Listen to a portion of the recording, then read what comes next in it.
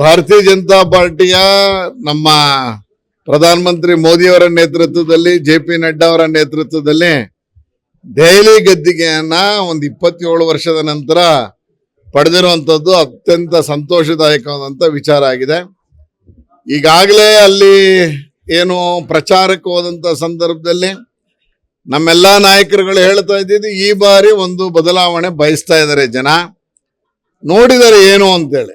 ಒಬ್ಬ ಮುಖ್ಯಮಂತ್ರಿ ಸಂವಿಧಾನದ ಪ್ರಕಾರವಾಗಿ ನಡ್ಕೊಳ್ಬೇಕಾದಂಥ ವ್ಯಕ್ತಿ 6 ತಿಂಗಳು ಜೈಲೊಳಗಿದ್ದು ನಾನು ಅಲ್ಲಿಂದನೇ ಮುಖ್ಯಮಂತ್ರಿ ಆಗ್ತೀನಿ, ಅಲ್ಲಿಂದನೇ ರಾಜ್ಯಭಾರ ಮಾಡ್ತೀನಿ ಎನ್ನುವಷ್ಟು ಸಂದೇಶವನ್ನ ಸಾರ್ವಜನಿಕರಿಗೆ ಕೊಟ್ಟ ಮೇಲೆ ಸಾರ್ವಜನಿಕರು ತೀರ್ಮಾನ ಮಾಡಿದ್ ನಮ್ಮ ಮುಖ್ಯಮಂತ್ರಿ ಹೇಗಿರಬೇಕು ಅಂತ. ಅಣ್ಣಾ ಹಜಾರೆ ಅವರು ಕೂತಂತ ಸಂದರ್ಭದಲ್ಲಿ ಅರವಿಂದ್ ಕೇಜ್ರಿವಾಲ್ ಅವರನ್ನ ಮುಂದೆ ತಂದಿದ್ದು ನಾವೀಗ ನಡ್ಕೋತೀವಿ ಅಂತ ಅಣ್ಣಾ ಹಜಾರೆ ಅವರು ಹೇಳಿದಂತ ಸಂದರ್ಭ. ಆದ್ರೆ ಅದಾದ್ಮೇಲೆ ಎಲ್ಲಾ ಕಳಂಕವನ್ನ ಹೊತ್ತು ಒಳಗೋದ್ಮೇಲೂ ನಾನು ಜೈಲಿಂದ ರಾಜ್ಯಭಾರ ಮಾಡ್ತೀನಿ ಎನ್ನುವಂಥದ್ದು ಏನು ಮಾಡಿದ್ರು ಅದು ಇವತ್ತು ಅವರಿಗೆ ಕುತ್ತಾಗಿದೆ ಅಂತ ಹೇಳಿದ್ರೆ ತಪ್ಪಾಗ್ಲಾರ್ದು.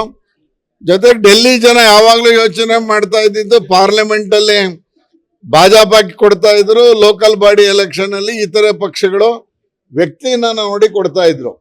ಆದ್ರೆ ಯಾರು ವ್ಯಕ್ತಿಗೆ ನೋಡಿ ಮತವನ್ನ ಕೊಟ್ಟಿದ್ರು ಆ ವ್ಯಕ್ತಿನೇ ಹೀಗೆ ನಡ್ಕೊಂಡಿದ್ದಾನೆ ಅಂತ ಆದ್ಮೇಲೆ ಅವನಿಗೆ ಕೊಡುವ ಪ್ರಶ್ನೆ ಬರ್ತಿರ್ಲಿಲ್ಲ. ಎರಡನೇದು, ನರೇಂದ್ರ ಮೋದಿ, ಅಮಿತ್ ಶಾ ಅವರು, JP ನಡ್ಡಾ ಅವರು ವ್ಯವಸ್ಥಿತವಾಗಿ ಒಳ್ಳೆಯ ಅಭ್ಯರ್ಥಿಗಳನ್ನ ಹಾಕಿದ್ರು, ಜನಪರ ಕೆಲಸ ಮಾಡುವಂತ ಅಭ್ಯರ್ಥಿಗಳನ್ನ ಹುಡುಕಿ ಹಾಕಿದ್ರು.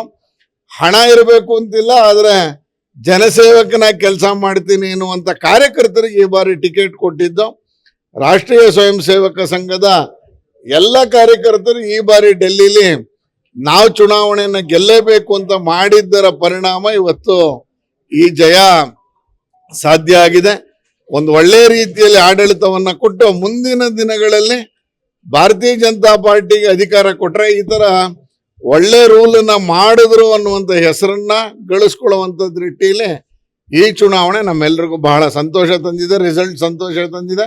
ಮತ್ತು ಇದನ್ನ ನಾವು ಮುಖ್ಯ ರಾಜ್ಯಗಳ ಚುನಾವಣೆಗೆ ಈ ಒಂದು ತಂತ್ರವನ್ನೇ ಅಳವಡಿಸ್ಕೊಂಡು ಕಾರ್ಯಕರ್ತರ ಸ್ನೇಹಿ ಪಕ್ಷವನ್ನಾಗಿ ಮಾಡುವ ನಿಟ್ಟಿನಲ್ಲಿ ಕೇಂದ್ರ ನಾಯಕರು ಗಮನ ಹರಿಸ್ತಾರೆ ಅನ್ನುವಂಥ ವಿಶ್ವಾಸ ನನಗಂತೂ ಇದೆ.